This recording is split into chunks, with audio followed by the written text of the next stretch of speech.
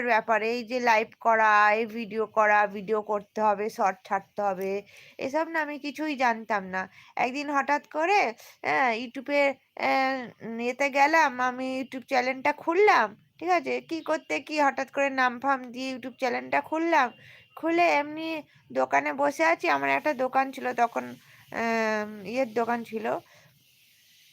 মানে আমার দোকান বলতে কি আমার মাদের দোকান, ওটা আমার দোকান না। আমি দোকানে বসেছিলাম একদিন, বসে বসে সামনে এমনি ফোনটা রেখে রাস্তার দিকে একটা বয়স্ক মতন বাইক নিয়ে এসে দেখবে একদম প্রথম আমার পেজে যাবে, দেখবে না প্রথম ভিডিও আছে, বাইকে করে আসলো আর আমি একটা গান চালিয়েছিলাম, বাদো সে হামকো করতা নেহি, মানে সে হামকো কই, একটা গান আছে না বাদশা শাহরুখ খানের, তো ওই গানটা চালিয়েছি।